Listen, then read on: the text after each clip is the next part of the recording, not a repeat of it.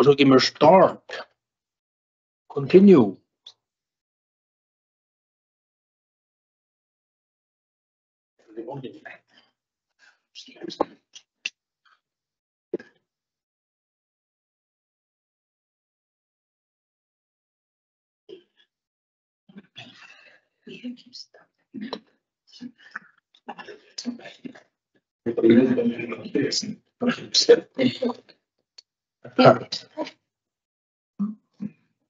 Ég mynda mér bara.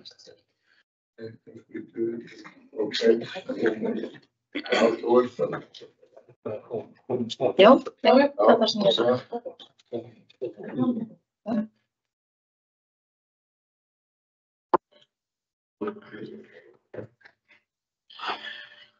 Góðan dag. Dag þriðjudagurinn 11. febrúar 2025 og settur fundur í bæjarstjórn Akraneskaupstaðar. Eftirtaldir bæjarfulltrúar eru mættir til fundar.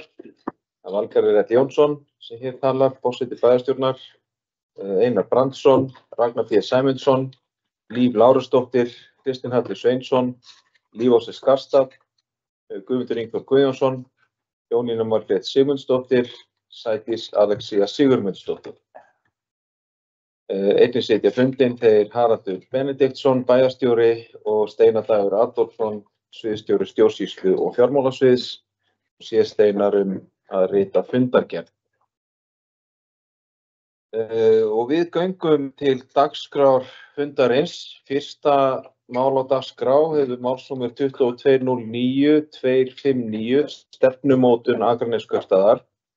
Bæjarráð samþykkti á fundi sínum þann 30. janúar síðastliðinn aðgerðaráætlun vegna ársins 2025 fyrir heildarstefnu Akraneskaupstaðar og vísaði málinu til endanlegrar ákvörðunar í bæjarstjórn.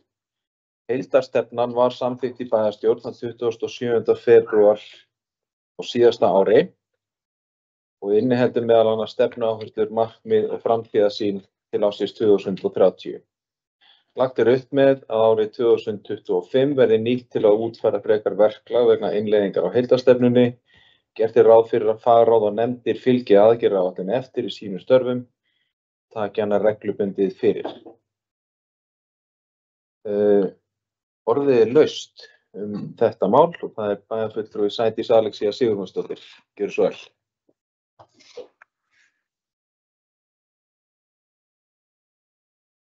Forseti, bæjarfulltrúar og aðrir sem á okkur hlýða. Mig langar að koma hérna aðeins upp og renna svona stutt aðeins yfir störf stýrihópsins sem hefur verið að vinna að bæði heildarstefnu Akraneskaupstaðar sem samþykkt fyrir ári síðan og eins að þessari verkefna áætlun sem var aðgerðaráætlun sem liggur fyrir til samþykktar. Og nú að vera að koma ár síðan að við samþykktum heildarstefnu Akraneskaupstaðar samhljóma í bæjarstjórn sem ég þykir afar merkilegt og mikilvægt fyrir sveitarfélag eins og okkur að vera með svona skýra stefnu til næstu ára. En síðan við samþykktum þessa stefnu þá hélt stýrihópurinn áfram störfum og fór að vinna að vera aðgerðaráætlun fyrir innleiðingu stefnunnar sem greiðlega mikilvægt og okkur takist vel til að ná árangri með stefnu sem við höfum sett okkur. Við höfum bæði átt góða sameiginlega fundi í bæjarstjórn. Eins var líka vinnufundir með sviðsstjórum og starfsfólki bæjarskrifstofunnar þar sem við höfum verið að fara yfir verkefna áherslur og líka verið að móta með okkur mælikvarða.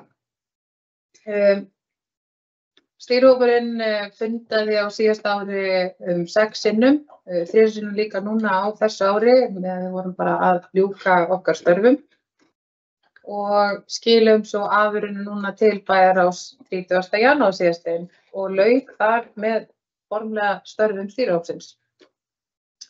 Við sem sátum í þessum hópi mikla áherslu á að samtvinna aðgerðaráætlunina við fjárhagsáætlun bæði í ár og eins viljum við leggja áherslu á það sé gert ár hvert.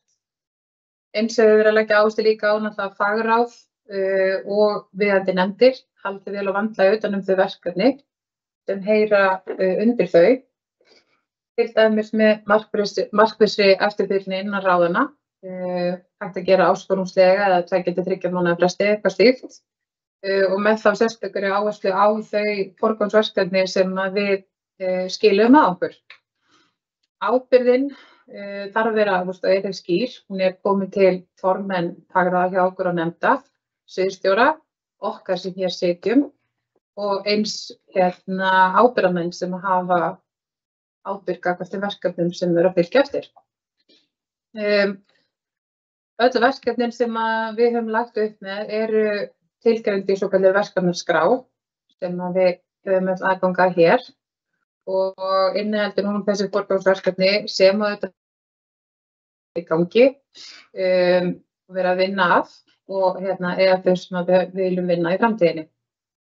En við settum alls 26 verkefni í forgang sem við tengjum beint við stefnu áherslurnar í heildarstefnu Akraneskaupstaðar og með leyfi forseta langar mig aðeins að renna yfir þau verkefni út frá þeim stefnu áherslum sem við höfum.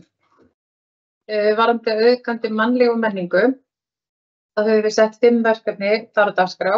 Það annars deiliskipulag í Asbakka, greina tækifæri byggðasafnsins í Görðum til að þróa og nýta svæðin fyrir menningartengda starfsemi, markaðssetning á menningarsölum Akraneskaupstaðar, viðbæðreitur, útboð sem fór nú bara út í dag og þróa og endurbæta fjölskylduhátíðina Írska daga. Við náðum ágætum árangri með það í fyrra og viljum áfram vinna að því verkefni.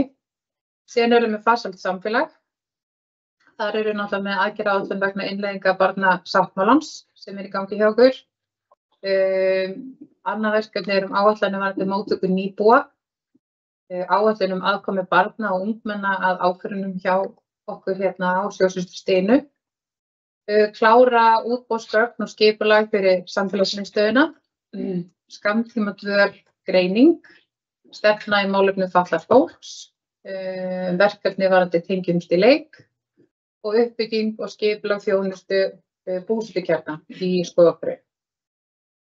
Undir stefnu áherslunni fjölbreytt atvinnulíf, þar erum við Höfðasel skipulag, við erum með kynningafund næstkomandi fimmtudag.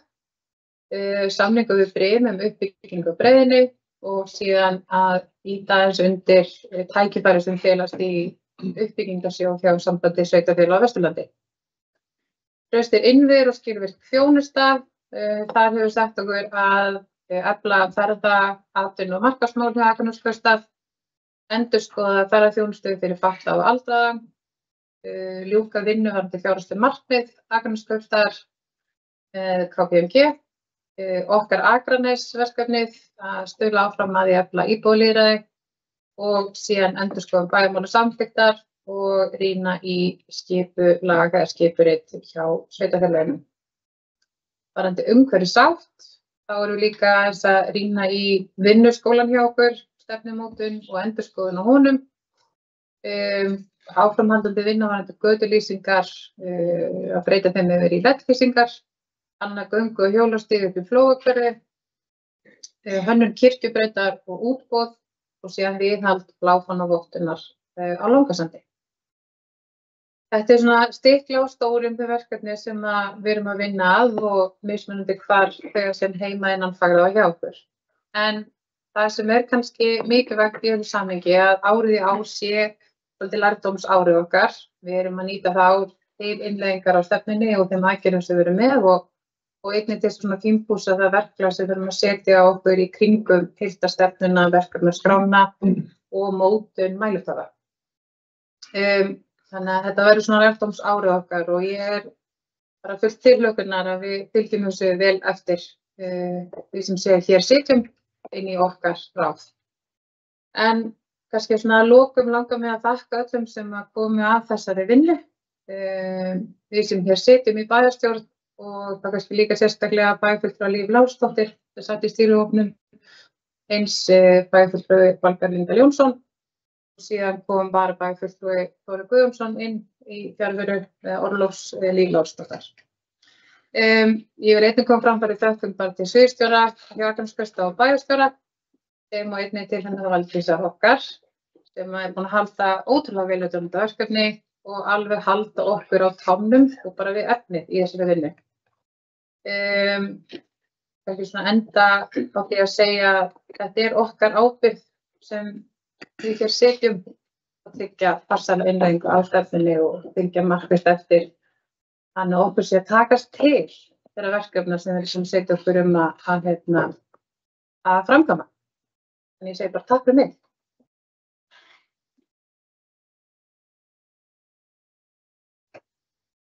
Takk hérlega fyrir, fulltrúi Sædís Alexía Sigurmundsdóttir og ég þakka sömuleiðis fyrir samstarfið Sædís og Líf, fyrir samstarfið við undirbúningin á þessu máli og vinnuna við að skilgreina þessi verkefni. Það er mikilvægt að það komi fram og við höfum í huga að þarna eru 26 verkefni sem að fulltrúi Sædís Alexía taldi upp sem við erum að skilgreina sem stefnuverkefni. Að með því að setja þunga í þessu verkefni að þá erum við að vinna að þeim markmiðum sem við höfum sett okkur í stefnumótun Akraneskaupstaðar. En það þýðir ekki að þessi 26 verkefni séu einu verkefnin sem við erum að fara að vinna á árinu 2025. Það eru þetta fjölmörg og hvað segir maður? Ekki öll verkefni eru þannig að þau hafi upphaf og endi. Heldur mörg verkefni eru þannig að þau halda áfram þó svo áföngum sé náð. Sumu aldrei lokið. En orðið laust að nýju. Það fulltrúi Líf Lárusdóttir, gjörðu svo vel.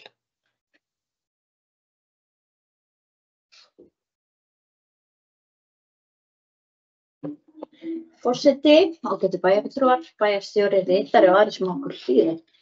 Ég vil byrja að þakka formanni hópsins, bæjarfulltrúanum Sædísi Alexíu Sigurmundsdóttur til yfirferðina og kynningu að afrakstri þeirra vinnu sem fram hefur farið. Það hefur verið lærdómsríkt að vinna stefnumótun Akraneskaupstaðar. Og ég verð bara að segja að mér fundist einkennandi í þessari vinnu. Ég hef skynjað að bæði á bæjarfulltrúum og embættismönnum gífurlegan metnað fyrir sínu sveitarfélagi. Og fyrir það ber að þakka og við erum heppin með það. Og ég vil taka undir með bæjarfulltrúanum Sædísi Alexíu og bæjarfulltrúa Valgarð Engdal að þakka öllum hér með fyrir sitt framlag til vinnunnar og sérstaklega þá verkefnastjórnum okkar Valdísi Eyjólfsdóttur fyrir einstakt utanum allt. En við erum svo bara rétt að byrja. Mikilvægasta verkefni eftir og það að halda okkur við efnið og að gera það sem að standa við og skoða hvernig okkur gengur. Og við höfum lagt áherslu og stýrihópur setur það fram að þessi sérstök áhersla lögð á það að samtvinna vinnu við árlega fjárhagsáætlunargerð hjá Akraneskaupstað við uppfærslu á aðgerðaáætlun til að innleiða heildarstefnuna. Og aðgerðaáætlunin að lista upp þessi lykilverkefni þá sem á að ráðast í og liður í að ná þeim markmiðum sem eru tilgreind í heildarstefnunni. Og það mjög gott að hafa þessa verkefnaskrá. Og ég tel það alveg mikil framför og þetta sé svona með þessum hætti settu. Við sjáum öll hver staðan hvað við erum að vinna í hverju sinni. Og þá getum við líka, eigum við auðveldara með að fylgjast með og vita hvernig gengur. Þannig að til þess að og það sem líka mjög mikilvægt í þessari vinnu þessar mælikvarðar sem við notum til að fylgjast með hvernig gengur. Og ég tek undir að árið í ár verður þá í rauninni lærdómsár og mikilvægt að við tökum þá núna inn í fjárhagsáætlunargerð í haust. Þá tökum við skrána aftur upp, horfum á hvernig gengur og oftar en það sjálfsögðu og höfum hann til hliðsjónar upp áætlun næstu ára. En ég bara hlakka til að fylgjast áfram með þessu verkefni, taka þátt í því og mun ekki láta mitt eftir liggja í þeim efnum. Takk fyrir. Takk fyrir, Líf Lárusdóttir. Fleiri sem óska eftir að Líf og svo skarsta.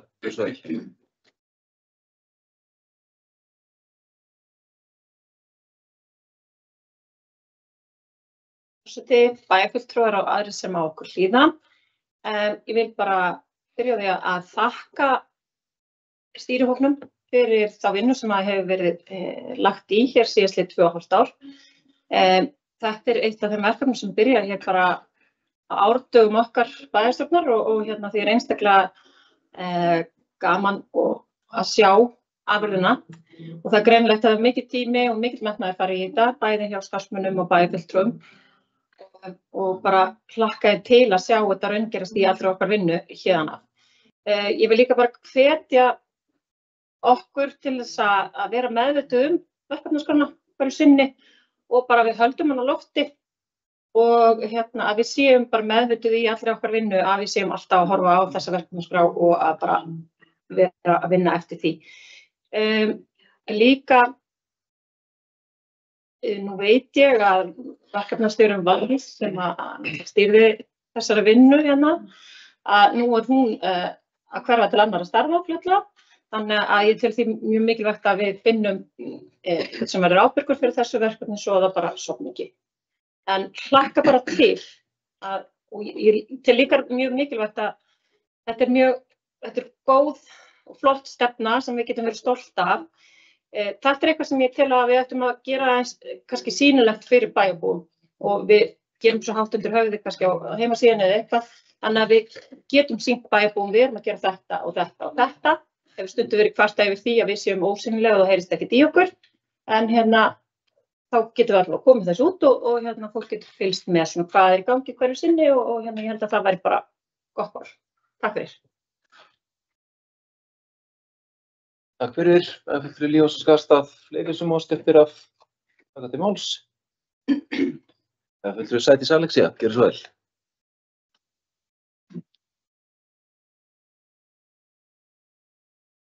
Forseti, bæjarfulltrúar aðeins sem okkur hlýða. Nokkað bara að koma aðeins undir orð sem þú komst inn á bæjarfulltrúar líf á svo Skarstað kynningar fyrir bæjarbúum. Ég kannski fór ekki alveg nægilega vel yfir það en hugmyndin er að við gerum þetta sýnilegt. Þessi forgangsverkefni sem við erum að vinna að við kynnum þau vel og erum að vinna í aðgerðaplanið það og gerum þetta sýnilegt líka á heimasíðu Kaupstrætis. Þannig að þessi nýbúar hafi þessa yfirsýn samhliða þeim árangri sem við erum að ná með framkvæmd þessara verkefna. Ég vildi bara koma upp og bæta hér við. Það kannski kom ekki alveg fram í yfirferðinni minna. Takk. Takk fyrir orðið laust.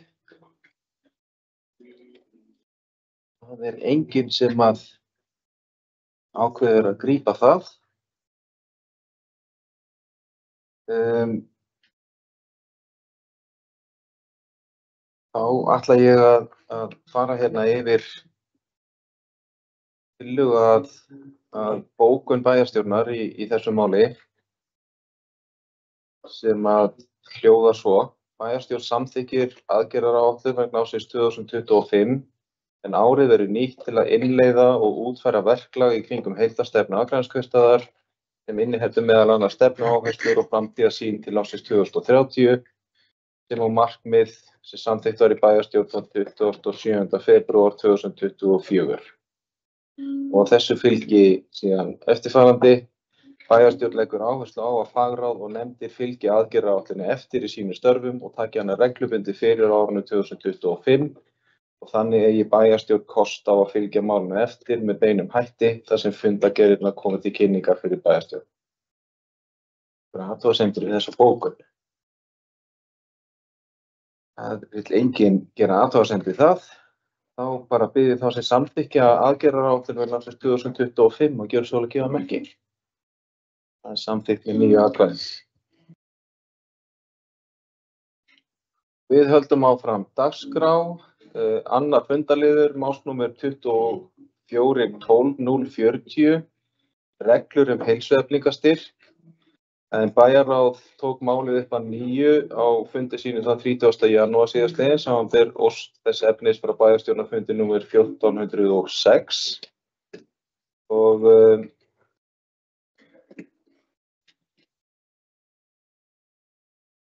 málið er hér lagt fram til umræðu. En eins og kom fram á bæjarstjórnarfundi númer 1406 að þá gerði bæjarráð engar efnislegar breytingar á reglunum í sínu meðferð. Meðan orðið er laust reglur heilsueflingastyrk.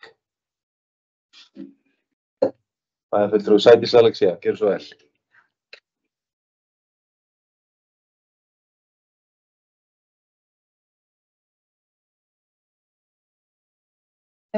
Forseti, fulltrúar, aðrir sem okkur hlýða. Ég get ekki setið kyrr þegar við erum að ræða þetta málefni.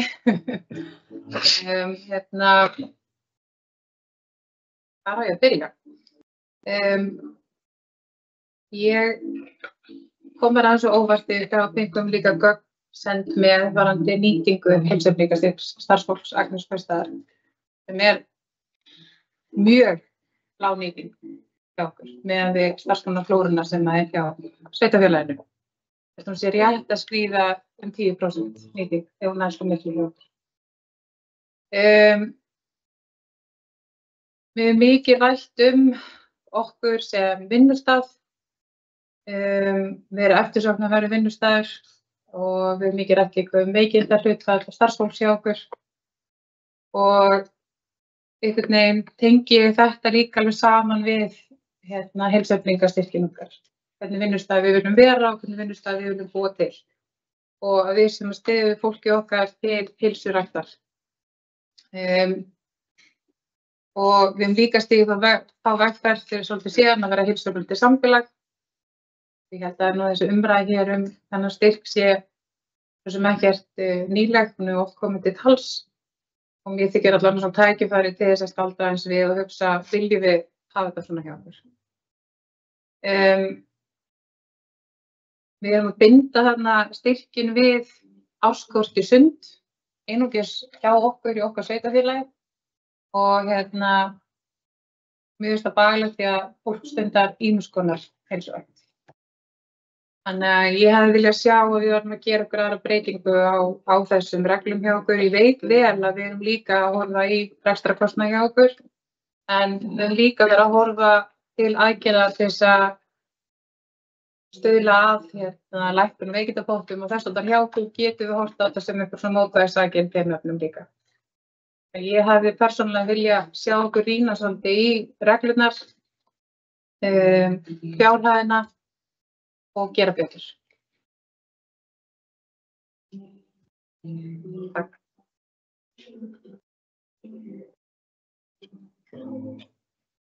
Takk fyrir. Bæjarfulltrúi Sædís Alexía Sigurmundsdóttir.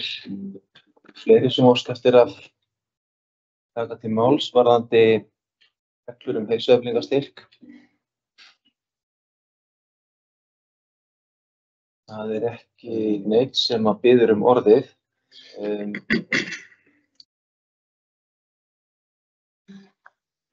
Nú ætla ég aðeins að taka mér tíma hérna til þess að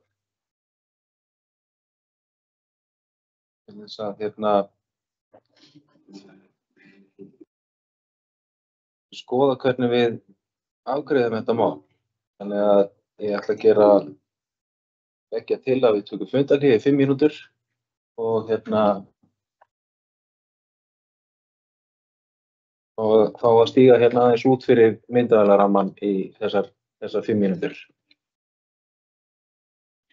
Hvers ég gera athugasemd við það að við tökum fundarhlé í 5 mínútur.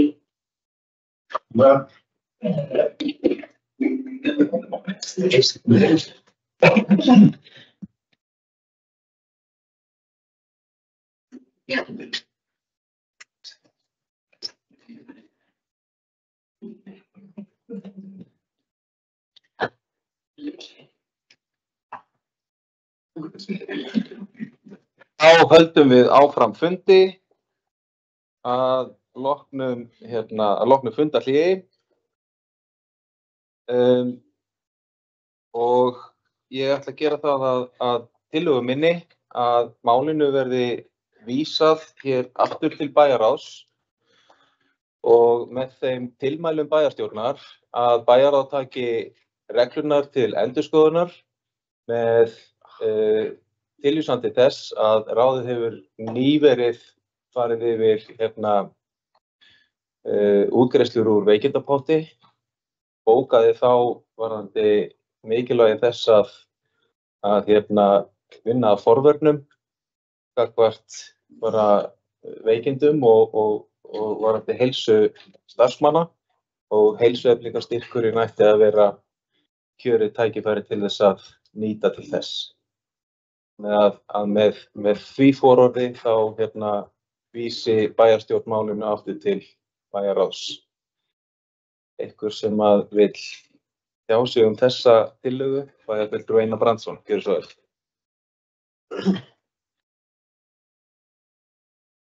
Forseti, ágætu bæjarfulltrúar, tillögan í sjálfu sér kannski allt í lagi, en ég held að við séum í rauninni hér að samþykkja reglur sem eru til og til þess að auðvelda í rauninni starfsmönnum að þiggja þann styrk sem þeir þó eru að fá. Þannig ég held við hefum bara samþykkja þetta en vísa svo reglunum ef vilji til í endurskoðun. Það sé mjög gott að ég skildi þetta rétt og eru þessar reglur ekki formaðar og það alltaf best að hafa reglur til þess að geta þannig að starfsmenn vita þá hvað þeir geta greitt út og hvað í lagi en svo bara ef það áhugi fyrir því að breyta umfangi og öðru sem varðar þennan þessar reglur eða þennan styrk að þá bara keyrum við það inn í viðkomandi ráð og tökum það til endurskoðunar. Takk.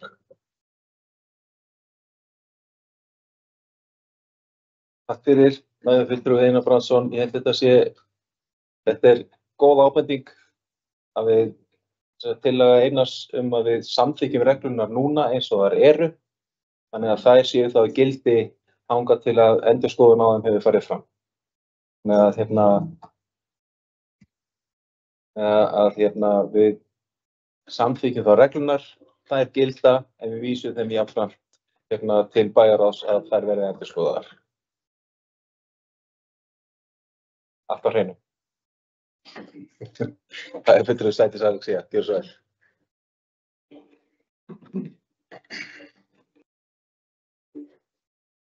Forseti, það er fulltrúar aðeins má hlýða.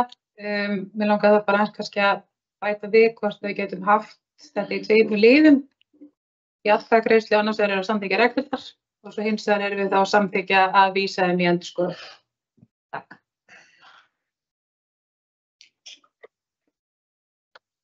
Ég held að þetta komið þá bara fram í bókuninni við málið, annars vegar bara verði reglurnar bornar upp til samþykktar og hins vegar komi bókun bæjarráðs þess efnis bæjarstjórnar þess efnis að bæjarstjórn beinir því til bæjarráðs að reglurnar verði endurskoðaðar með tilliti til þess sem ég taldi upp á. Það verði tvíþætt bókunin til málinu. Það er fulltrúi Kristján Atli Sveinsson bæði málið, gjörðu svo vel.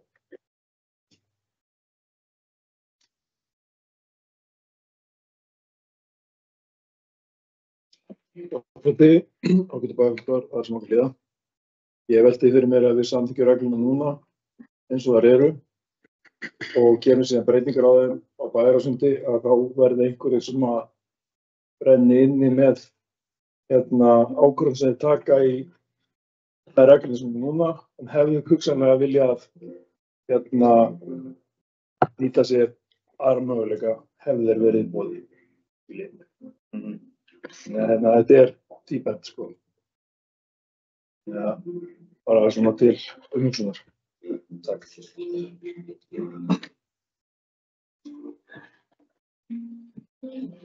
Takk fyrir, fulltrúi Kristján Atli Sveinsson. Fulltrúi Einar Brandsson fær orðið, gjörðu svo vel.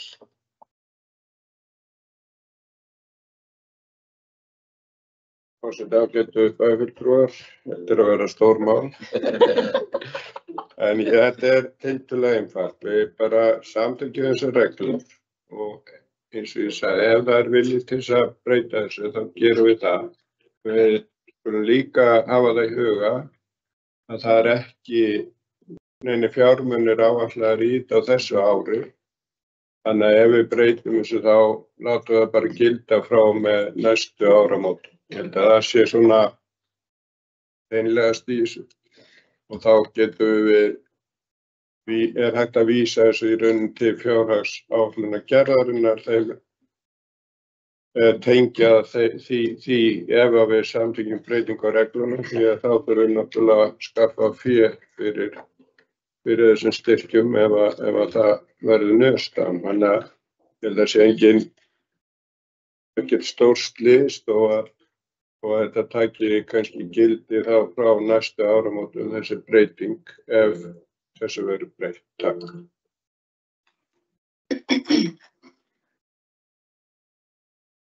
Takk fyrir, fulltrúi Einar Brandsson, fulltrúi Lífs og Skagstad, gjörðu svo vel.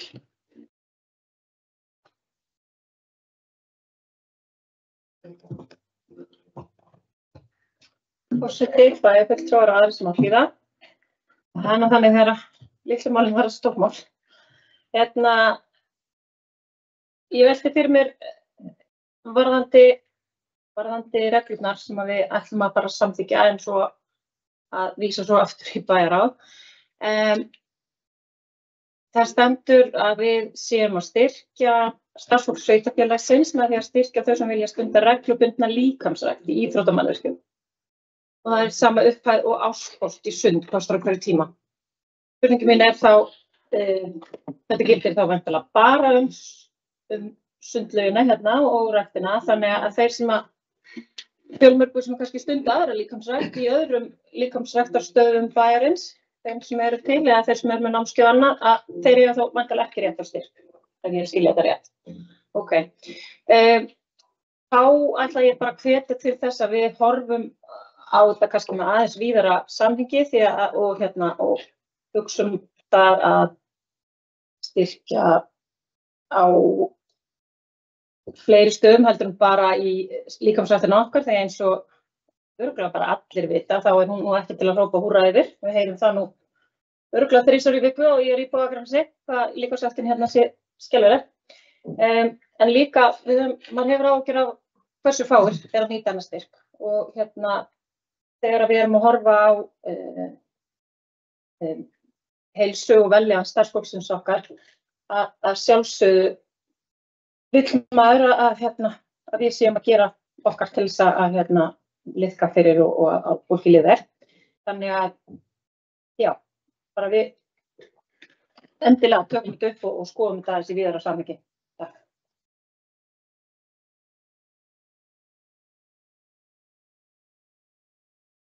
Takk fyrir.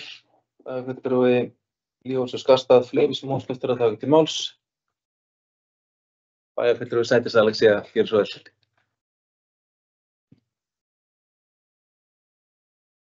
Forseti bæjarfulltrúa sem okkur hlýða, takk fyrir að leyfa mér að koma upp aftur. Ég held að ég kom upp í 3. eða 4. skipti, ég held ég að sjálf að koma svo oft upp undir einu máli. En mér langaði bara að koma inn á þessum bæjarfulltrúa Kristín Hallur nefndi. Samkvæmt þeim upplýsingum sem við fengum send, þá hafa 8 starfsmenn nýtt styrk á þessu ári. Tiltölulega lítið hlutfall af heildinni. Ég hef litlar áhyggjur af því að við getum þá fundið eitthvað sem eitthvað jafnvægi í því. Það sem að bæjarfulltrúi Lífós og Skastað kom inn á, það held ég sé einmitt hugmyndafræðin hér að við horfum á þetta í víðara samhengi, endurskoðun á reglunum. Þannig að já, hugmyndin að við getum verið með eftirsóknarverðan vinnustað. Við erum búin að segja þetta svolítið oft, þetta séu litlu málin. Fyrir mér finnst mér þetta ekki endilega að vera litla máli. Við erum með stærsti vinnustæðurinn á Akranesi. Við erum með yfir 700 manns í vinnu og þetta svona grundvallaratriði sem starfsfólk horfir í þegar það velja sér vinnustað. Hvernig vinnuumhverfið við og hvað við erum að bjóða upp á aukin fríðindi til starfsfólks. Þetta klárlega eitthvað sem við erum að hafa betur formað hjá okkur. Þannig að litlu málum, stórum málum, þetta finnst mér verið greiðlega mikilvægt mál. Takk.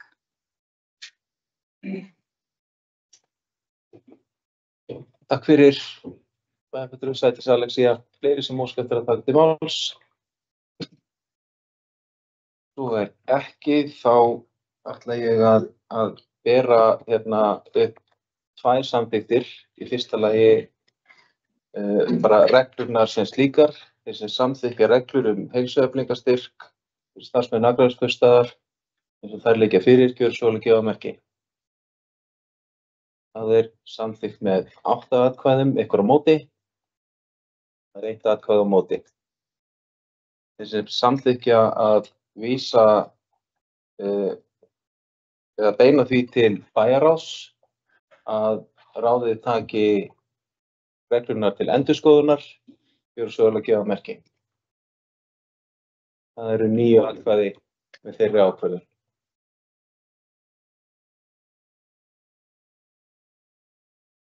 Þá förum við í næsta fundarlið, 3. fundarliður, málsnúmer 2207-011, deiliskipulag Dalbrautarreitur, norðurhluti. Breytingu á deiliskipulagi Dalbrautarreits norður, skipulagssvæðið 1,9 hektarar af flatamáli. Það við lóðirnar Þjóðbraut 9, 11, 13 og 13A, Dalbraut 10, 14 og 16. Gert ráð fyrir 3 til 5 hæða íbúðabyggð, meginhluti hennar verður randbyggð umhverfis inngarð. Heimilt verður að hafa atvinnustarfsemi á jarðhæðum Þjóðbrautar 9 og 11 sem snúa að Þjóðbraut. Lögð verður áhersla á gæði íbúða og tengsl þeirra við umhverfið, bæði göturrými, almannarými og garð. Breyting á deiliskipulagi Dalbrautarreits norður var auglýst samkvæmt 1. málsgrein 41. grein skipulagslaga nr. 123/2010 og auglýsingin var í gildi frá 9. október til og með 27. nóvember 2024. 3 athugasemdir bárust og í fundargögnum greinargerð skipulagsfulltrúa vegna athugasemda við auglýst deiliskipulag og lögð hér fram. Skipulags- og umhverfisráð samþykkti framlagða greinargerð skipulagsfulltrúa sem svör við þeim athugasemdum sem bárust við deiliskipulagið. Lagt til við bæjarstjórn að skipulagsbreytingin verði samþykkt, send Skipulagsstofnun til yfirferðar og birt í B-deild Stjórnartíðinda. Jafnframt lagt til við bæjarstjórn að framlögð greinargerð skipulagsfulltrúa verði svar bæjarstjórnar vegna þeirra athugasemda sem bárust við deiliskipulagið. Orðið laust þennan fundarlið. Þetta eru Guðmundur Ingvar Guðjónsson. Gjörðu svo vel.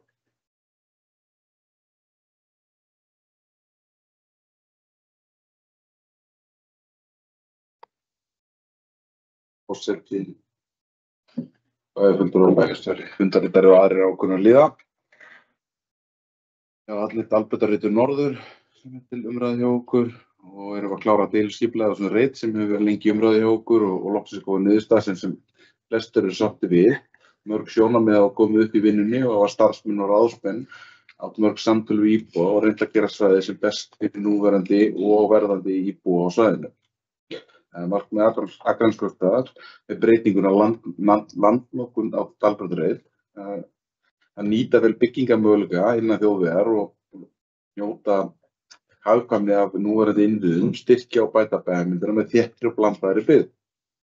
Og gert ráð fyrir tiltölulega þéttri 3 til 5 hæða fjölbýlishúsabyggð og nýbygginga meðfram Dalbraut verði 2 hæða með inntrykni 3. hæð.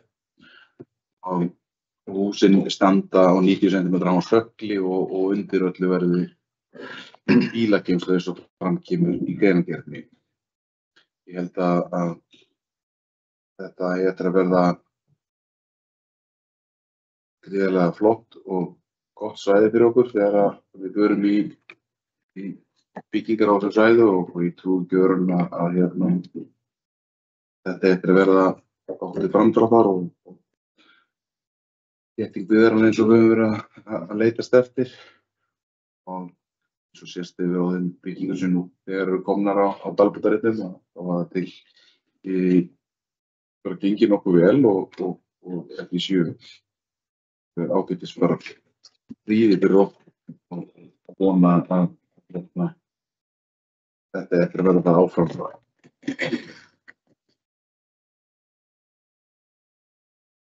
Takk fyrir, Guðmundur Ingvar Guðjónsson. Fleiri sem óska eftir að taka til máls. Bæjarfulltrúi Ragnar B. Sæmundsson. Gjörðu svo vel.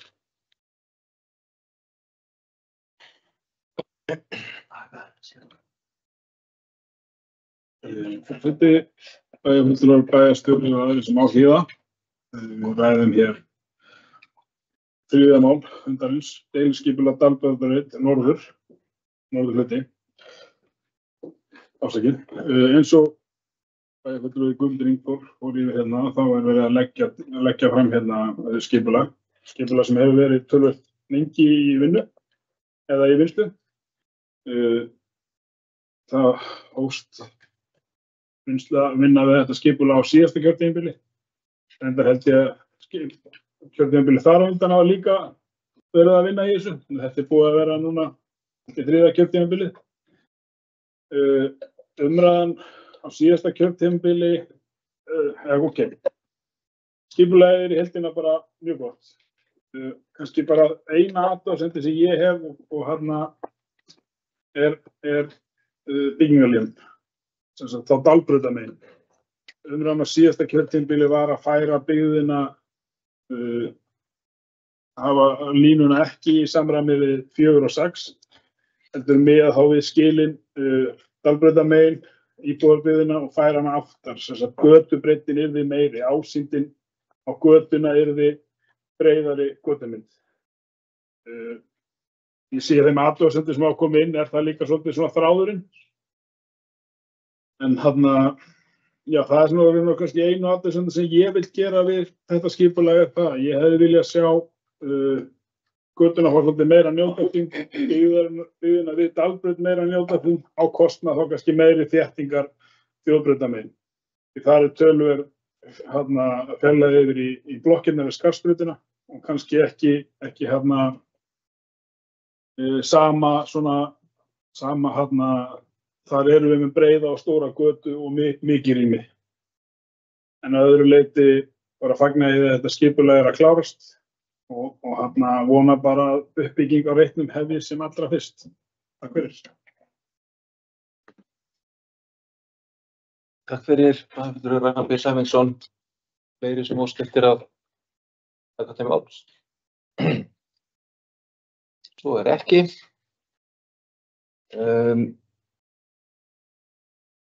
Þá ætla ég að lesa hér upp tillögu að bókun sem yrði svona: bæjarstjórn samþykki greinargerð skipulagsfulltrúa sem svar bæjarstjórnar við framkomnum athugasemdum sem borist hafi deiliskipulagið, samþykkir deiliskipulagsbreytingu Dalvíkurreits norður og hún verður send skipulagsstofnun til yfirferðar og birt í B-deild stjórnartíðinda.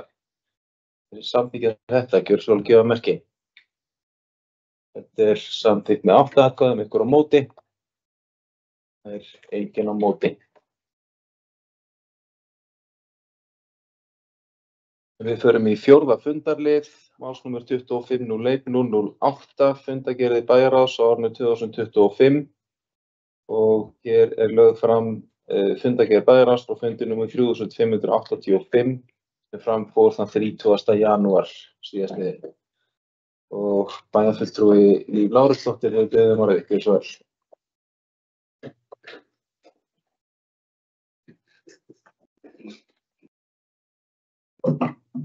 Forseti, ágætu bæjarfulltrúar, bæjarstjóri, ritari og aðrir sem okkur hlýða. Ég kem upp undir fundargerð bæjarráðs og tilefni þessi kannski ekki beint sú fundargerð. Hins vegar vil ég bara koma hérna upp og þakka bæjarfulltrúa Einari Brandssyni sem í lok apríl í fyrra tók sæti í bæjarráði ásamt formennsku og gerði mig kleift að stíga til hliðar tímabundið til að fæða eitt stykki barn og njóta með henni dýrmætra mánuða í fæðingarorlofi. Takk fyrir það, bæjarfulltrúi Einar Brandsson, byggingsstörf. Og þá vil ég einnig nota tækifærið að þakka nú varabæjarfulltrúanum Þórði Guðjónssyni sem kom inn í bæjarstjórn tímabundið og í stýrihópum stefnumótun sem á varamanni hans og núverandi varabæjarfulltrúa Ragnheiði Helgadóttur. Það gott að vera komin aftur en ég tók að nýju sæti í bæjarstjórnar bæjarráði síðustu mánaðamót og mun sitja næstkomandi 50 bæjarráðsfund að nýju sem formaður. Takk fyrir. Takk fyrir, bæjarfulltrúi Líf Lárusdóttir og orðið þá laust fundargerð bæjarráðs. Það enginn sem óskar eftir að, það bæjarfulltrúi Ragnar B. Sæmundsson sem var orðið, gjör svo vel.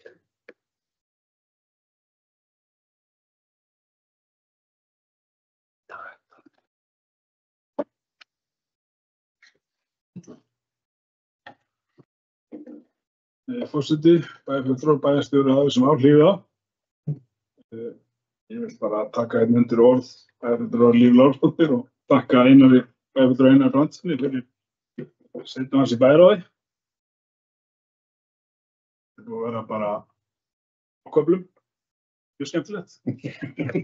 Köflum ekki, en heilt yfir bara mjög gott samtal. Og bara einstaklega gott að starfa með Einari. Mér langaði bara að koma inn upp til þess að benda eða ræða þessum málum með 3, farsældarþjónusta barna, þurfum við upplýsingar fyrir árið 2024. Og mér langaði eiginlega bara svolítið svona til þess að hrósa starfsmönnum bæjarins og líka bara jafnframt bæjarfulltrúum á þessu kjörtímabili og eins líka bara þeim sem sátu í bæjarstjórn á síðasta kjörtímabili. Á síðasta kjörtímabili þegar við tókum ákvörðun að fara inn í þetta verkefni þá ríkti algjör einhugur í bæjarstjórn að fara þessa vegferð og það hefur verið líka á þessu kjörtímabili og það held ég að skila okkur þeim árangri að miklu leyti þar sem við erum í dag og þá ég ekkert að taka þeim starfsmönnum sem hafa leitt þessa vinnu en ef við horfum á önnur sveitarfélög að þá bara svolítið tilhneigingin svo að þar hefur pólitíkin bara svolítið verið að flækjast fyrir. Meðan við höfum hér bara blessunarlega höfum við bara haft mjög hæft starfsfólk og erum með mjög hæft starfsfólk í þessu málflokki sem hefur leitt þessa vinnu og staðreyndin svo að innleiðingu hjá Akranesskaupstað lokið, sem bara frábært. Og ég fulla trú á því að bara á næsta ári þurfum við að sjá bara mjög góðan árangur. Við sjáum strax ákveðnar breytingar, en þetta eins og við vissum bara þegar við fórum á stað, þetta ákveðið ferli og ég fulla trú á því að næsta árum sjáum við bara gríðarlega mikinn árangur. Og mér langar bara að þakka starfsmönnunum fyrir þessa vinnu og eins bara þeim bæjarfulltrúum sem þessu kjörtímabili og síðasta hafa bara fylgt eftir þessari innleiðingu og raunverulega svolítið sýnt í verki að þegar við tökum okkur saman og störfum saman og þá getum við gert mjög flotta hluti. Takk fyrir.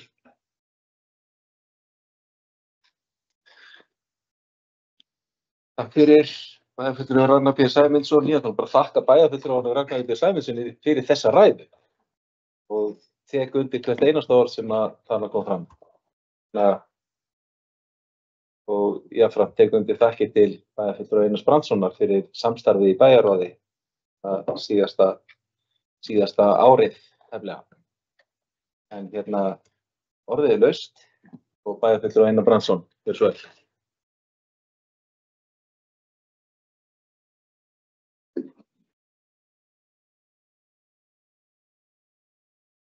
Forseti ágætu bæjarfulltrúar, ég bara þakka hlý orð í minn garð og ég vona að ég hafi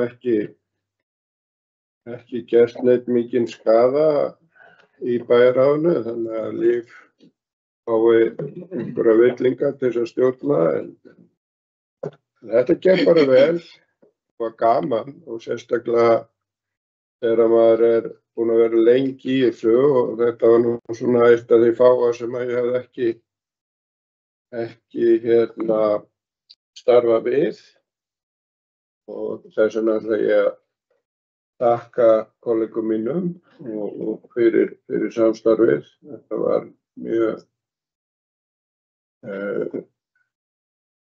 uppbyggilegt og skemmtilegar umræður og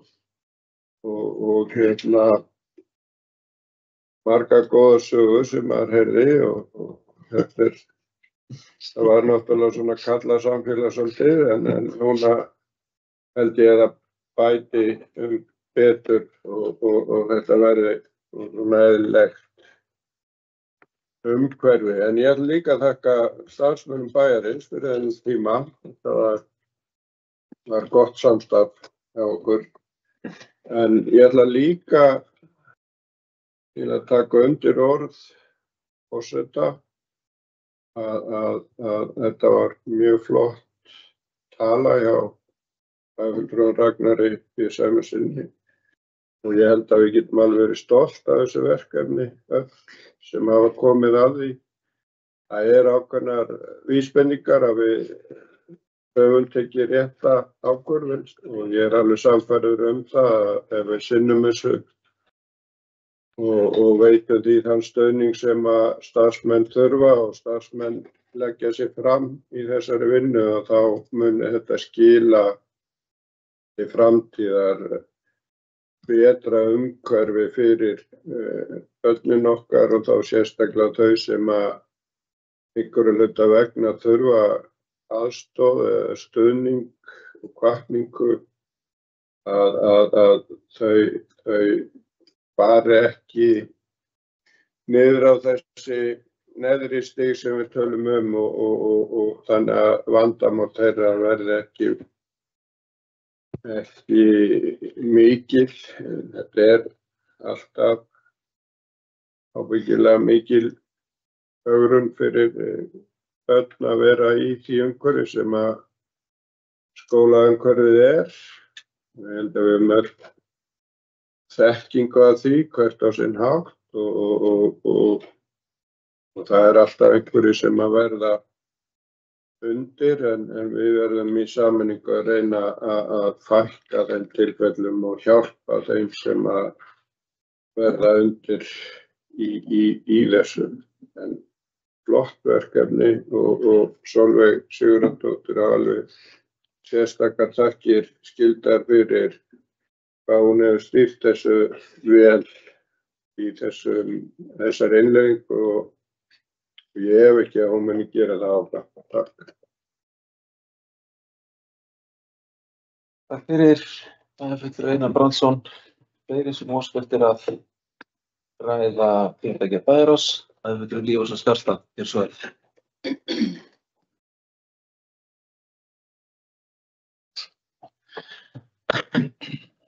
Forseti, bæjarfulltrúar og aðrir sem á okkur hlýða. Ég ætla að koma hér undir lið númer 1 í Bæjarás fundargerðinni. Það er Brák íbúðafélag. Nú vil svo til að ég sit í fulltrúaráði Brákar og núna á þessu ári búin að eiga 2 fundi með fulltrúaráðinu þar sem að var verið að fara yfir ársreikning 2023 og svona ýmislegt annað og mér langaði bara svona að ympra á nokkrum hlutum varðandi Brák. Brák var náttúrulega stofnað þess að sameina sveitarfélög um rekstur og eignarhald á húsnæðis og rekstrarfélögum sem til að fyrir lága fyrir tekjulága einmitt húsnæði fyrir tekjulága 2022 að þá eru 31 sveitarfélag sem stofna þetta félag með mjög litlu stofnframlagi og það var í rauninni 50.000 á hvert sveitarfélag sem var nú ekki nema 1,5 milljón króna. Frá upphafi þá hefur fjárskortur verið félaginu til trafala og það hefur ekki tekist að borga stjórnarlaun til dæmis allan þann tíma sem að stjórnin hefur starfað. Það hefur ekki verið hægt að borga framkvæmdastjóralaun, ekki verið hægt að borga skrifstofuaðstöðu og allt annað. Í svolítinn tíma þá var hófst samstarf með leigufélaginu Bríet og leigufélagið Bríet lánaði félaginu nokkra aura og líka skrifstofuvinnu og annað. Það gekk svo ekki upp og þannig að það færðist eiginlega að fullu til HMS og HMS hefur verið með framkvæmdastjóra sem við hefum fengið að láni. Það er starfsmaður hjá HMS sem hefur starfað sem framkvæmdastjóri félagsins. Ljóst var að þetta fyrirkomulag myndi ekki ganga lengi ef þetta hefði haldist óbreytt. Og þegar að það er komið til tals að HMS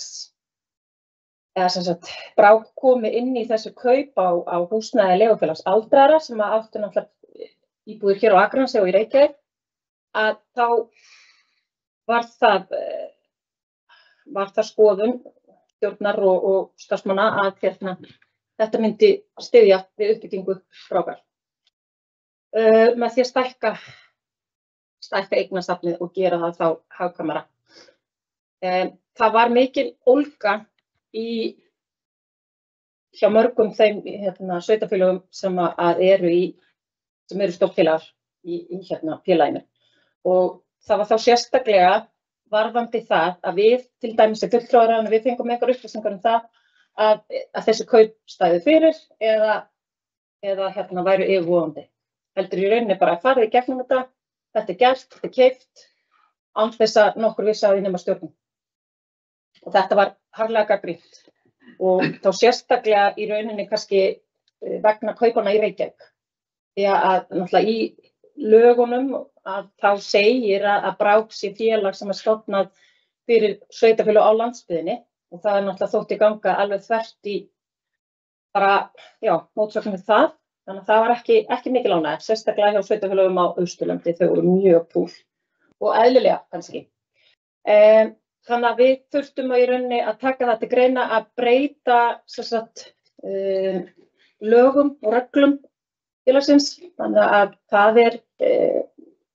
sem er svolítið hallarslegt að gera að vera breyta lögum og reglum félagsins eftir á til þess að í rauninni að kaupin séu lögleg, sko. En allavega að þá hafi þessi kaup, þau eru mjög góð fyrir félagið og bara mjög gott að hafa gert það. En við vonum bara að þetta fari nú eitthvað að breytast. Sem sagt, byttum við.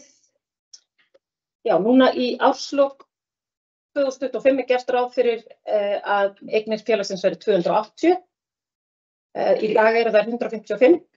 En í árslok 2026 gert ráð fyrir því að það verði 350 til 380 íbúðir.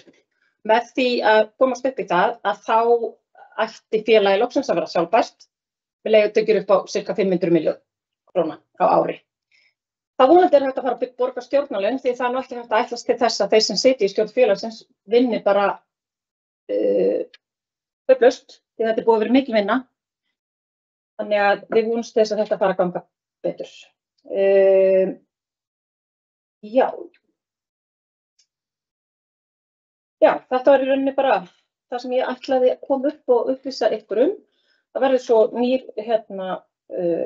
ársfundur í apríl 2025 og stjórnin svo sem tók breytingu fyrir 2 ára síðan en hefur ekki tekið neina breytingu aftur.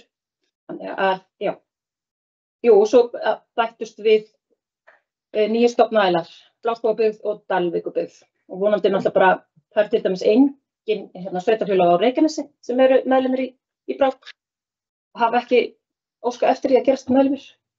Það er náttúrulega bara mjög gott ef að félagi geti stækkað og verið ennþá stærra með meiri hagsmur. Þannig að bara, já, við viljum bara endilega styðja við þetta félag. Takk fyrir. Takk fyrir. Það er frú Lífans Skarstað. Eða sem óskar þeirra að fundi ekki Bæjarráðs. Nú er ekki og þar með helst fundagerðin framlögð. 50 fundaliður, málsnúmer 25-01-003, fundagerðir velferðar- og mannréttindaráðs á árinu 2025, lögðu fram fundagerð 230. og 9. fundar sem framfór þann 4. febrúar síðastliðinn. Og orðið er laust þennan fundalið.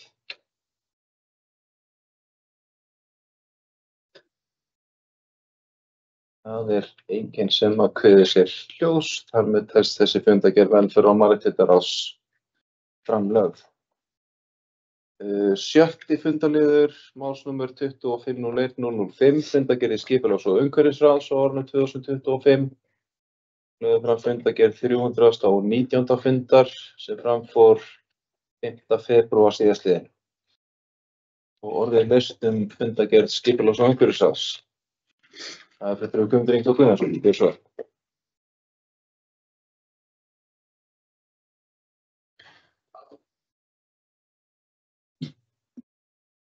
Forseti, bæjarfulltrúar, bæjarstjóri, fundarritari og aðrir einhverjum hlýða. Fyrsta lið þessa fundagerðar rannsóknir á Akranesi. Þar kom hann Jóhann Örn og Verkís og kynnti niðurstöður á rannsóknum sem að við höfum staðið yfir núna í rúmta ára ekki lengur og kynnti það sem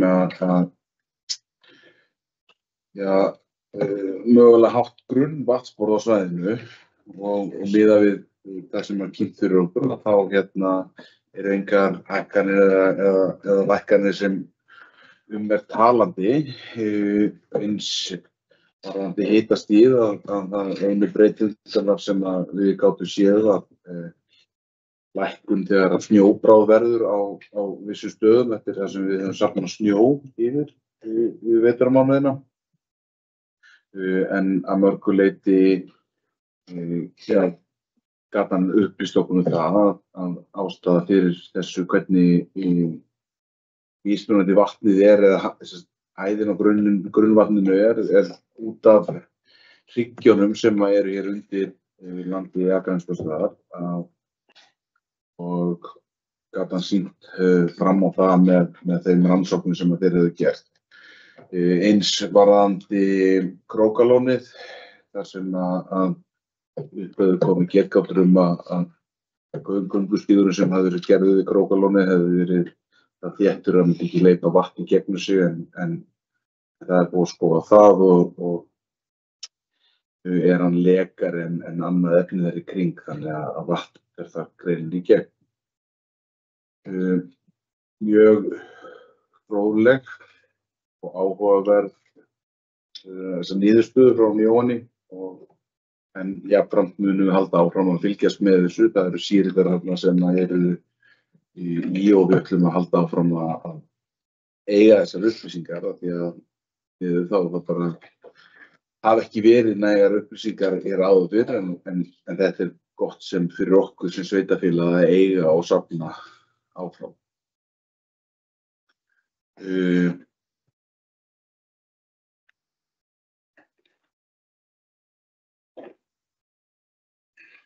Já, jafnframt í 7. lið sem fundargerð sem var farið yfir fjárfestingar og framkvæmdaáætlun aðalega verið að fara yfir verkefni sem búið að vera að sinna hjá okkur og það var yfir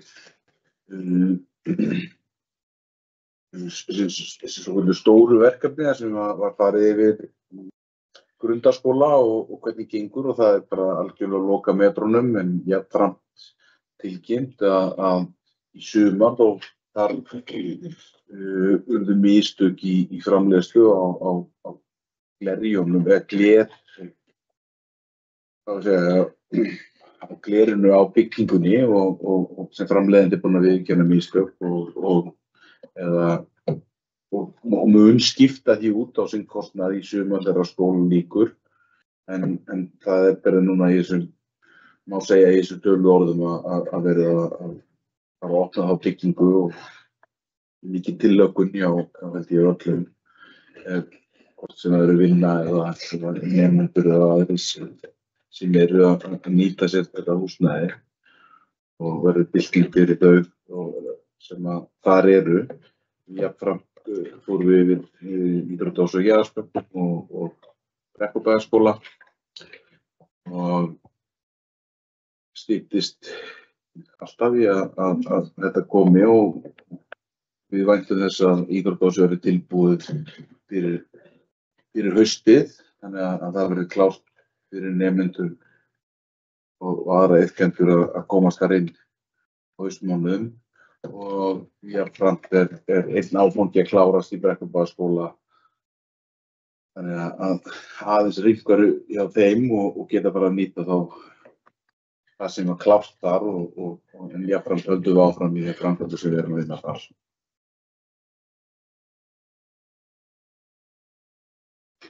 Takk fyrir bæjarfulltrúi Guðmundur Ingi Guðjónsson.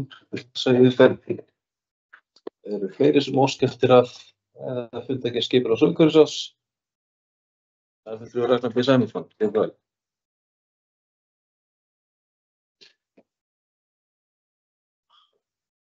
Forseti, bæjarfulltrúar, bæjarstjóri, það er smá hlýða.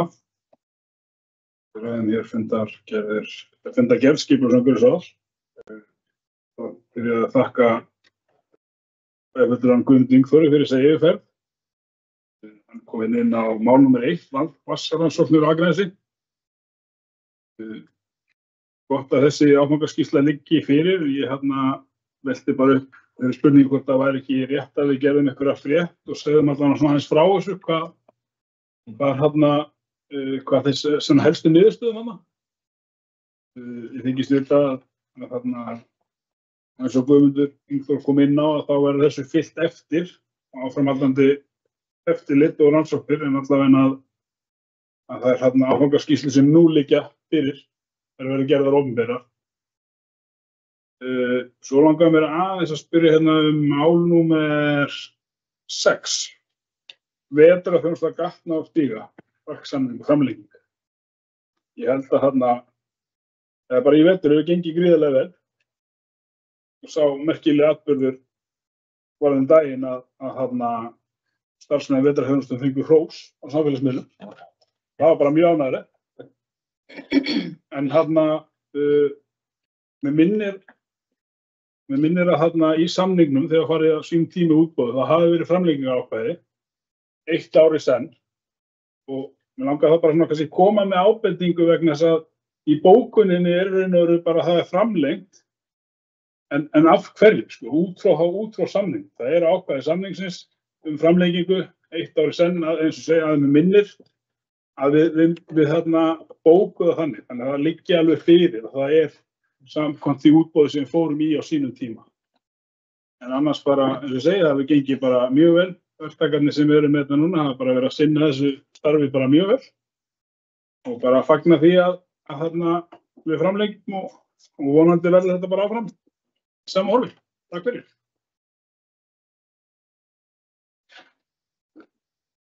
Takk fyrir. Ragnar B. Sæmundsson. Ég ætla aðeins að taka þátt í umræðu þessa fundargerð og þá fyrsta fundarlið vatnsrannsóknir á Akranesi.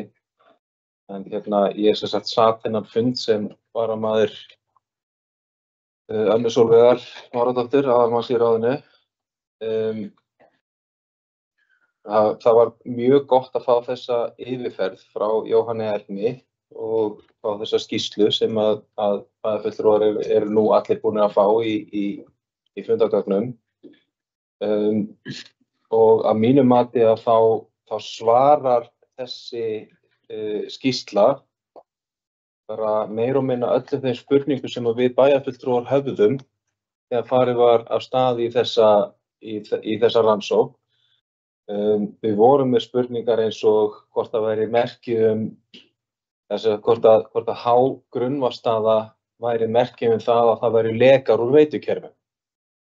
Og þeirri spurningu ótvírætt svarað í þessari skýrslu að svo ekki.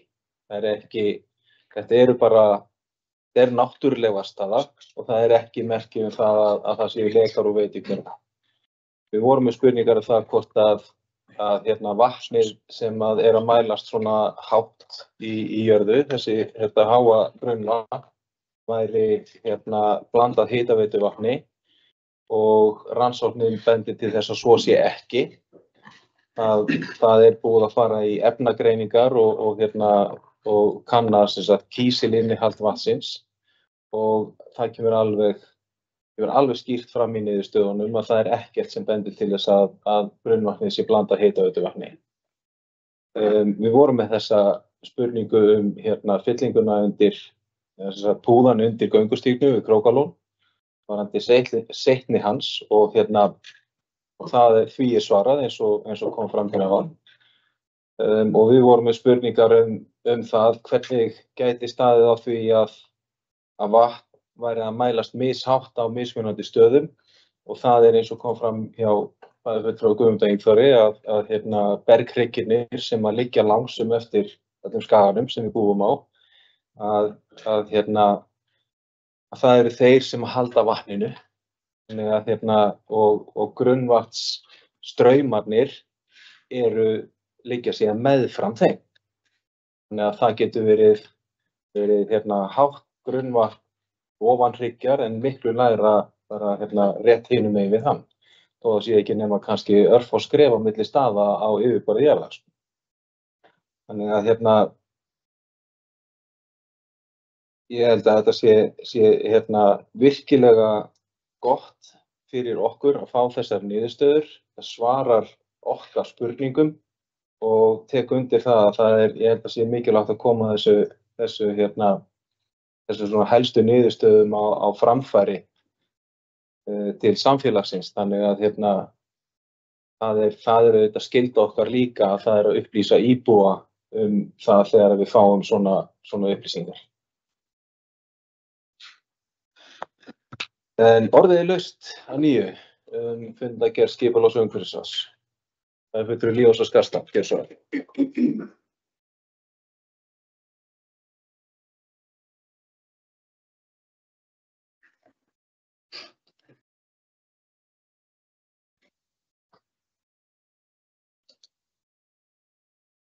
Forseti, bæjarfulltrúar og aðrir sem á okkur hlýða. Ég ætla að koma upp undir lið númer 2. Mál Kirkjubraut 46. Umsókn sem barst að reka gistiheimili á neðsta Kirkjubrautar 46. Þar sem að skipulags- og umhverfisráð hafnar umsókninni ég bara fá að ána með þær niðurstöður, að það sé verið að halda vörðum það skipulag sem í gildi núna, miðbæjarreiknum okkar, og að því sé haldið til haga og að við stöndum föst það hvernig við viljum sjá miðbæinn okkar. Ekki að svona sé gert. Þannig að bara, já, hrós. Takk fyrir. Fulltrúi Lýðveldisins Skarðsstað. Fleiri sem óska eftir að taka til máls varðandi fengleikaskipulags- og umhverfisráðs. Svo ekki. Þar með telst fundargerðin framlögð. 7. fundarliður, málsnúmer 24.01.027, fundargerðir frá Orkuveitu Reykjavíkur á árinu 2024. Lögðu fram 350. og 9. fundargerð stjórnar Orkuveitunnar, fundi sem framfór 16. desember 2024. Og orðið laust þessa fundargerð. Það fyrir Ragnar B. Sæmundsson.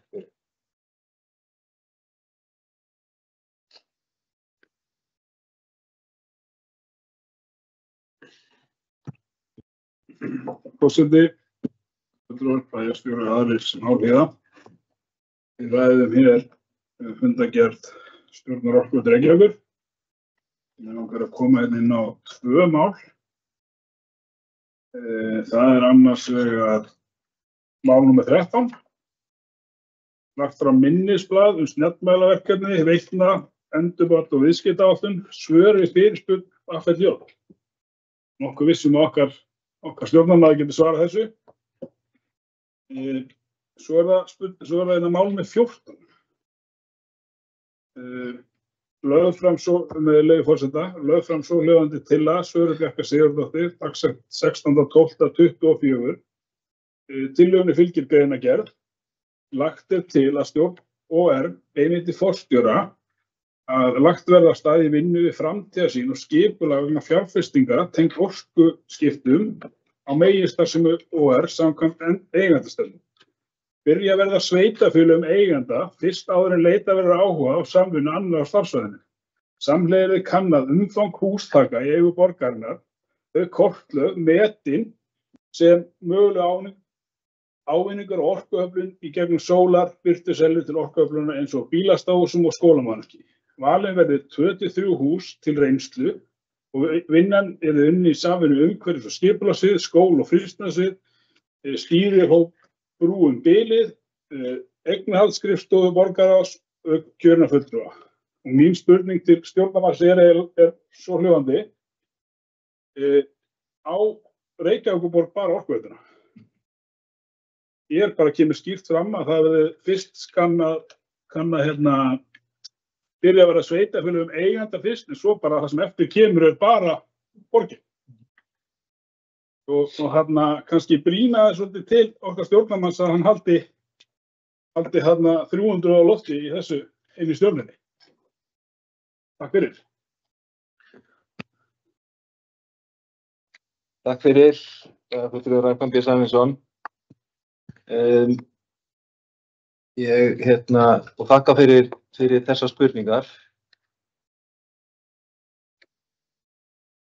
Og svo ég byrja á máli númer 13 sem var svar við fyrirspurn sem ég lagði fram varðandi snjallmælaverkefnið og óskaði þar eftir uppfærðu núvirðismati á kostnaði við snjallmælavæðingu og viðskiptaáætlun verkefnisins í heild.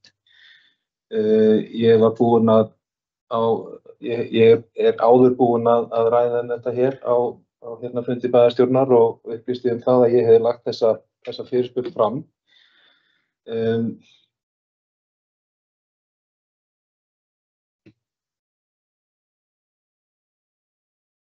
Það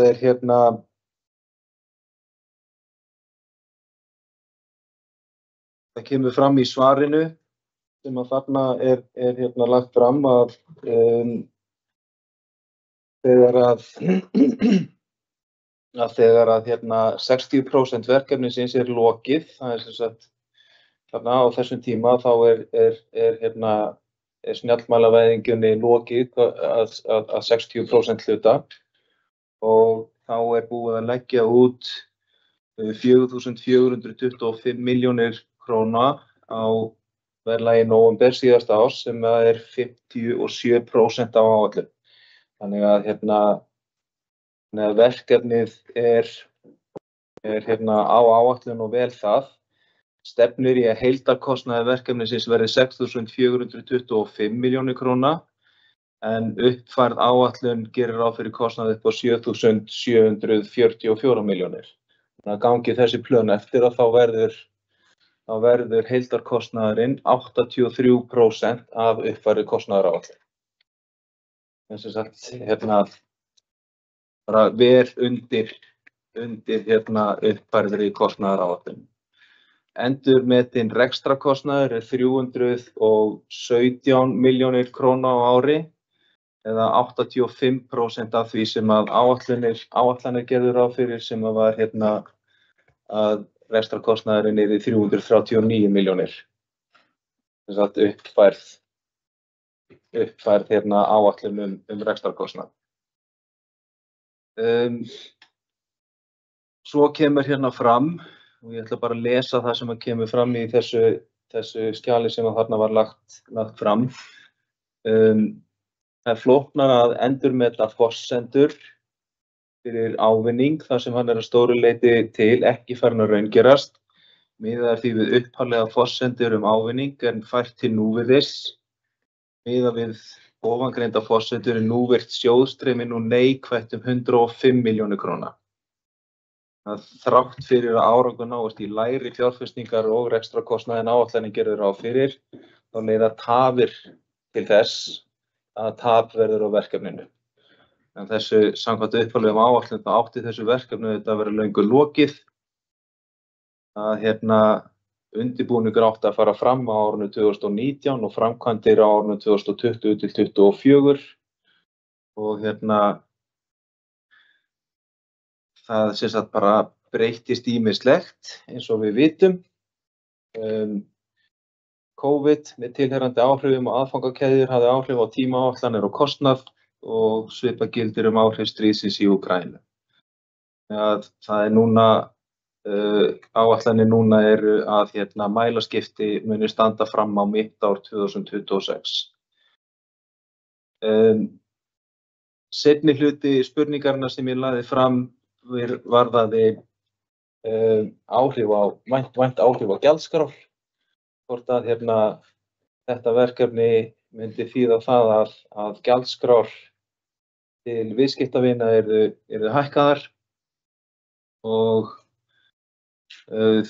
svarið við því er svohljóðandi. Til að vinna upp halla verkefnisins 105 milljónir króna þurfa gjaldskrár veitna að hækka 7,6 milljónir króna á ári. Heildartekjur veitna vegna raf- og hitaveitu árið 2023 voru 26 milljarðar króna. Þannig að gjaldskrár raf- og hitaveitu þyrfti því að hækka 0,03% vegna þessa verkefnis. Það eru áhrifin, vissulega hækkun en afskaplega lág prósenta sem betur fer. Og svona þessar tölur, bæði fjárfestingar og rekstratölur, að þær eru í rauninni bara að koma mjög vel út. Að verkinu ljúki á 83% af uppfærðu kostnaðaráætlun eru bara mjög góðar horfur myndi ég segja. Varðandi 14. liðinn, þá þakka ég ábendinguna og fullvissa bæjarfulltrúan að ég er óþreytandi við að halda því á lofti við hvert tækifæri að það eru fleiri eigendur á orkuveitunni heldur en eingöngu Reykjavíkurborg. Það skal tekið fram að bókunin sem að þarna er lögð fram skrifuð af þessum eina fundarmanni sem að leggur hana fram, sem er jafnframt borgarfulltrúi í Reykjavík. Henni tókst að skrifa þarna eina setningu þar sem hún talaði öll eigendarsveitarfélögin en sé svo eins og bæjarfulltrúinn bendir á síðan restin af bókuninni að þá er hún svolítið bundin innan borgarmarkana. Ég held hins vegar að í þessu verkefni að þá sko myndi ég alveg fallast á það að það veri eðlilegt að byrja í Reykjavík. Það snýst að meta stærð hústaka, bygginga sem í eigu sveitarfélaganna og möguleikana sem að flatarmál hústakanna eins og á skólabyggingum, bílastæðahúsum eins og nefnt þarna, við höfum ekki bílastæðahús og annara bygginga í eigu sveitarfélaganna, möguleikana sem að flatarmál þeirra gefa á því að koma upp sólarsellum til þess að framleiða raforku. Eins og ég segi, mér þætti alveg eðlilegt þó að þeir byrjaði í Reykjavík. Ég myndi alveg sætta mig við það. En ég er óþreytandi á fundum við það að minna á það að Orkuveitan í eigu fleiri sveitarfélaga heldur en eingöngu Reykjavíkurborgar og hef sérstaklega nefnt þetta þegar að kemur að útivistarsvæði. Þess að Orkuveitan leggur bara heilmikið til útivistarsvæða í Reykjavík, bæði í Elliðaárdal og í Heiðmörk og hefur lagt í ýmis verkefni sem hafa bara borið mikinn kostnað við það að í rauninni byggja upp útivistarsvæði og þetta ég farin að hljóma svolítið eins og Kató gamli á stjórnarfundum Orkuveitunar þegar ég tek þetta upp og ég held að fólk sé alveg farið að kveikja á þessu að það eðlilegt að fyrirtæki sem í eigu 3 sveitarfélaga að lágmarki beini fjármagni í svona verkefni til allra sveitarfélagana í samræmi við eignarhlut hvers sveitarfélags fyrir sig. Og ég mun halda þessu hátt á lofti áfram og vonandi ber það þann árangur að við fáum Orkuveituna með okkur í einhver góð og uppbyggileg verkefni hér í okkar samfélagi. Þar með lýk ég máli mínu, eru fleiri sem óska eftir að ræða fundargerð Orkuveitu Reykjavíkur. Það veitur Ragnar B. Sæmundsson, gjörðu svo vel.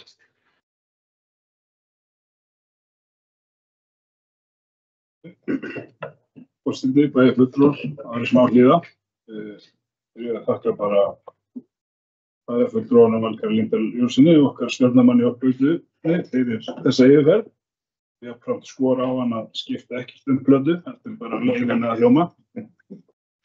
Því það algjörlega rétt eins og hann kom inn á að Orkuveitan leggur gríðarlega fjármuni í útivistarsvæði eins og hann kom inn á Heiðmörk, Elliðaárdalnum, mjög skemmtilegt svæði sem Orkuveitan vann einmitt í Elliðaárdalnum fyrir 2 árum. Ég veit ekki hvort sé alveg lokið en það var alltaf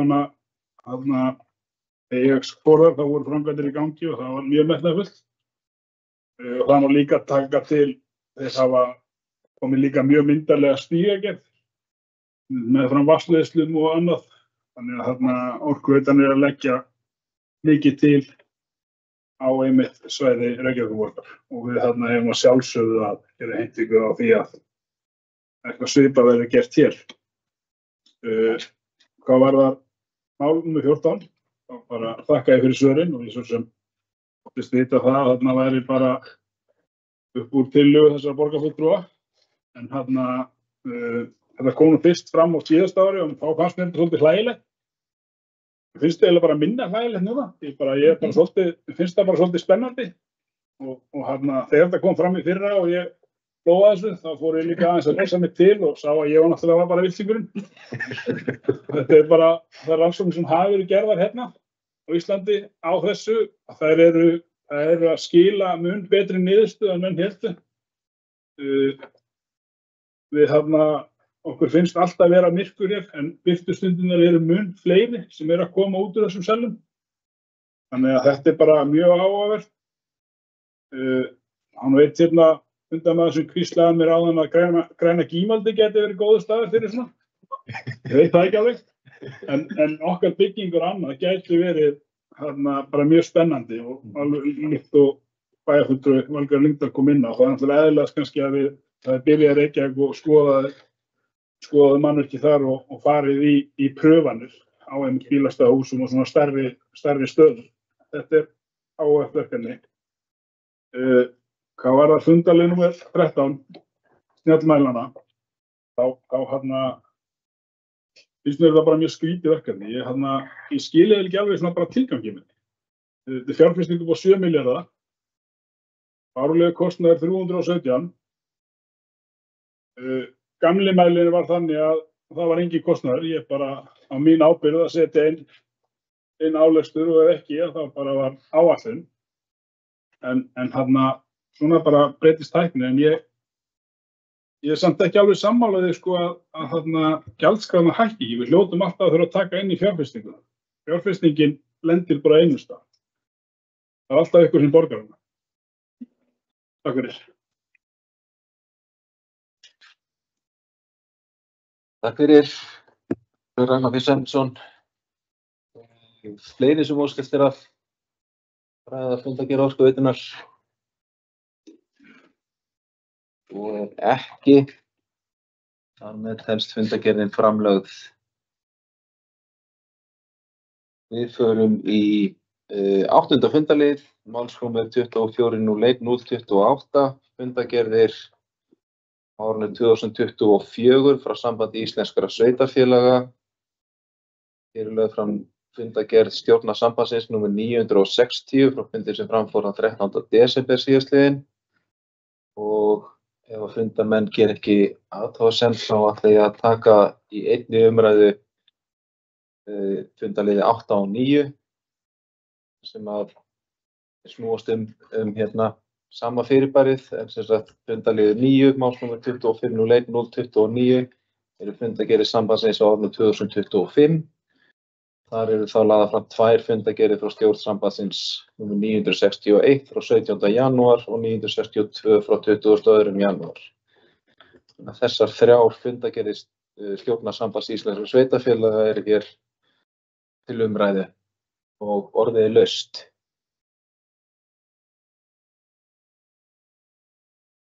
Það er enginn sem óskar eftir að fundargerðir stjórnar sambands íslenskra sveitarfélaga. Þar með teljast þessar 3 fundargerðir framlagðar. 10. fundarliður, málsnúmer 24.06.069, aðalfundur Faxaflóahafna SF, 21. júní 2024. Og hér er lögð fram fundargerð aðalfundar Faxaflóahafna sem framfór 21. júní á síðasta ári fyrir starfsárið 2023. En þessi fundargerð hafði ekki borist og fyrir núna og því lögð fram nú til umræðu og kynningar. Orðið er laust þessa fundargerð aðalfundar Faxaflóahafna. Bæjarfulltrúi Ragnar B. Sæmundsson, gefur svar.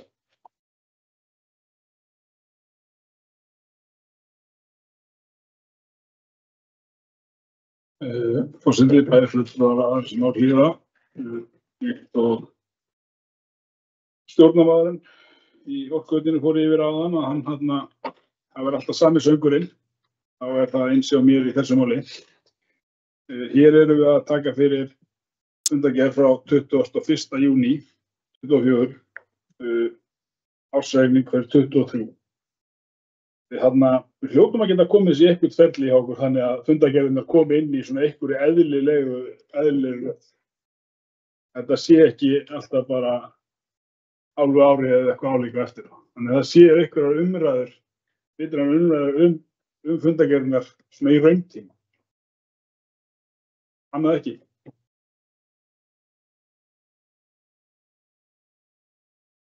Fyrir þessa ábendingu. Það vil Ragnar B. Sæmundsson og eins og framkom í máli bæjarfulltrúans þá höfum við oft rætt þetta og okkar embættismenn marggengið á eftir þessu að fundargerðin sé skilað til okkar.